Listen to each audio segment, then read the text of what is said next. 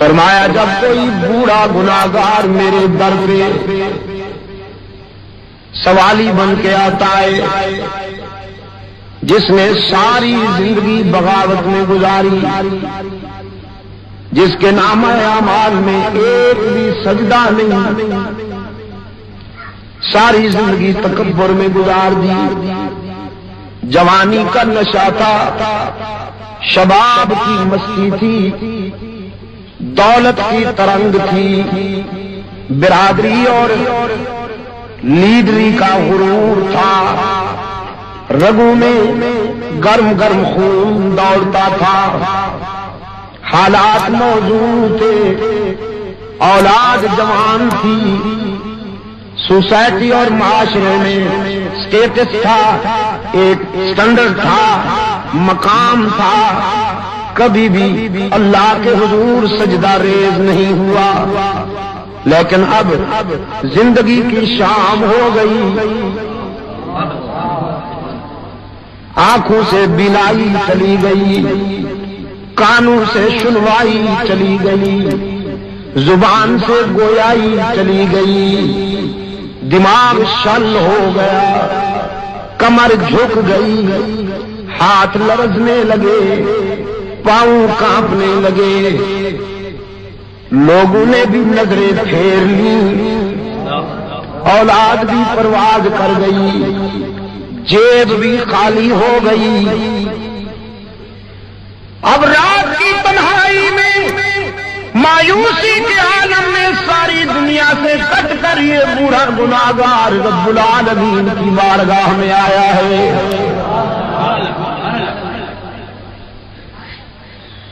کہتا ہے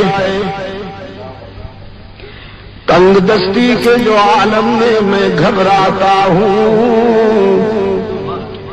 پردرے غیر پہ جاتے ہوئے شرماتا ہوں،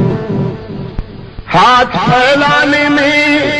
محتاج کو غیرت کیسی، شرم اتنی ہے کہ بندہ تیرا کہلاتا ہوں، الہ العالمین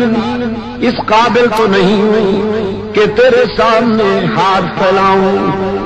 دامن میں ایک بھی خوبی نہیں، لیکن الہ العالمین تجھ سے نہ مانگوں تو کس سے مانگوں، اپنے سوا کوئی در بھی تو بتانا جہاں جا کے آنسو بہاؤں۔ فرمایا میرے محبوب جب یہ بوڑھا میرے در پہ آ کر روتا ہے اور ہاتھ پھیلاتا ہے، اچھی طرح جانتا ہوں اسے، بہت اچھی طرح جانتا ہوں، لیکن آج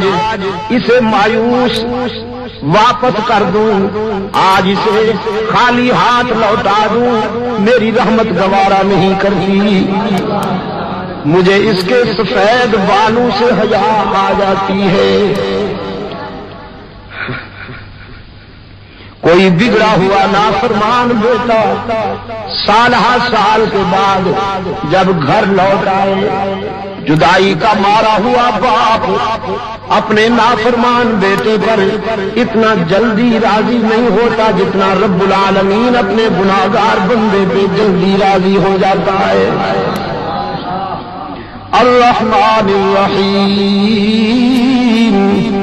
دیتا بھی سب کو ہے اور دیتا بھی ناراض ہو کر نہیں، پیار کے ساتھ ہے، شفقت کے ساتھ عطا کرتا ہے۔ اب تیسرا جملہ انسان کی زبان پہ آئے، مالک یوم الدین، جزا و سزا کے دن کا مالک و مختار بھی تو، سارا اختیار تیرے پاس، مالک یوم الدین، جزا و سزا کے دن کا مالک و مختار کون؟ سارا اختیار تیرے پاس، لا تزر وازرۃ وزر اخری، سب کانپ رہے ہوں گے، سب لرزہ بر اندام ہوں گے، نبی، رسول، ولی، صدیقین، شہداء سب کانپ رہے ہوں گے، ایک ہی صدا گونجے گی، لمن الملک اليوم، کس کی ملکیت ہے، آج کس کی حاکمیت ہے، آج کس کی بادشاہی ہے۔ کوئی لب کشائی کی جرات نہیں کر سکے گا اس کے سامنے، بس ایک ہوگا جو زارو قطار آنسو کی برسات میں سجدہ ریز ہوگا۔ رب العالمین دیکھیں گے میرا محبوب رو رہا ہے، فرمائیں گے محبوبم ارفع راسک، اب تیرے آنسو دیکھے نہیں جاتے، اب تیری عاجزی دیکھی نہیں جاتی، اب تیری تواضع دیکھی نہیں جاتی، اب تیری بے قراری دیکھی نہیں جاتی۔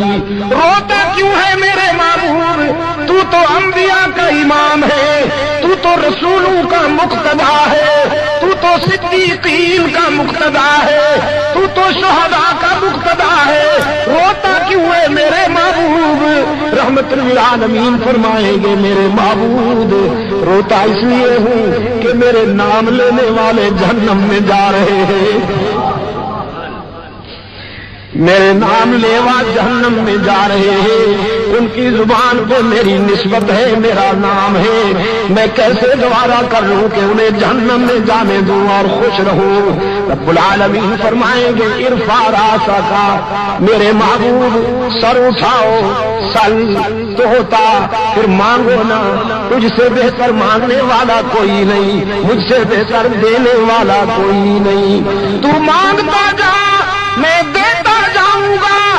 تجھ سے بہتر سوالی کوئی نہیں، مجھ سے بہتر دینے والا کوئی نہیں۔ پشاور والوں آنسو بھی منظور، سجدہ بھی منظور، عاجزی بھی منظور۔